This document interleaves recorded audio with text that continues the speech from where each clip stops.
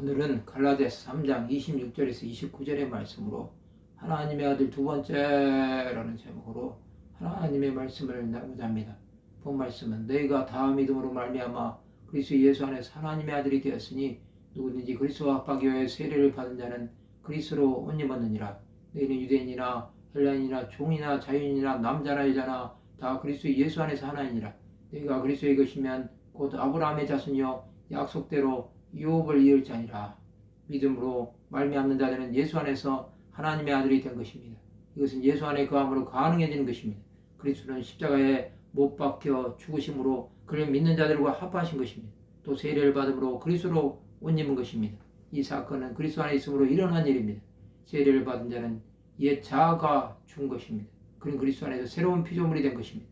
또 굳은 마음을 제하시고 부드러운 마음으로 바꾸신 것입니다.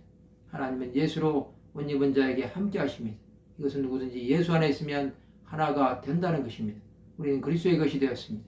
이런 사람은 아브라함의 자손이 된 것입니다. 또 약속대로 유업을 이을 자가 된 것입니다. 이런 사람은 아브라함의 축복을 받는 것입니다. 그는 구원으로 들어가는 것입니다. 구원을 받은 자는 영생을 누리는 자가 되는 것입니다. 이런 삶을 사는 자들은 모든 그 위에 계신 주 예수를 바라보는 것입니다. 그 예수는 우리를 죄에서 구원하시기에 충분하신 것입니다. 하나님은 예수로 옷 입은 자들에게는 온전한 구원이 그를 믿는 모든 자에게 임하게 하십니다. 그러면 우리는 어떻게 살아야 할까요?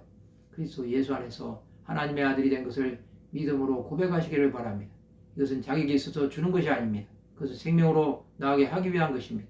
우리는 그것을 바라보고 예수 안에 있는 것이 엄청난 축복임을 깨달아야 합니다. 이것을 모르는 사람들은 어디를 가든지 고난이 떠나지 않을 것입니다. 그러나 우리는 예수 안에 있기에 소망을 가질 수 있는 것입니다. 아브라함의 복은 이방인에게도 미쳤습니다. 그것은 예수를 믿음으로 구원의 역사가 계속되는 것입니다. 이 구원은 지금도 진행되고 있는 것입니다. 이 구원으로 나가는 사람은 바라는 항구로 인도함을 받습니다. 우리 이 땅에서 예수로 옷 입는 삶을 계속해서 살아야 합니다. 이것이 마치는 날이 우리가 구원을 완성하는 날이 될 것입니다. 주께서 우리를 영원한 생명으로 인도하실 것입니다. 그것을 우리가 가는 길 가운데 형통함으로 인도해 주시는 것입니다. 우리는 그 길을 멈추지 않고 계속 가야 합니다. 하나님의 은혜가 있으면 우리는 어떠한 삶 속에서도 승리할 것입니다. 메마른 심령 가운데 많은 하나님의 은혜를 바라보시기를 바랍니다. 우리가 그 길을 끝까지 갈 수 있도록 주 예수께서 함께해 주실 것입니다. 우리는 어디를 가든 주의 동행하심을 강구해야 합니다. 말씀을 마치고자 합니다. 예수로 말미암아 약속을 유업으로 얻는 하나님의 백성들이 되시기를 주님의 이름으로 축원합니다.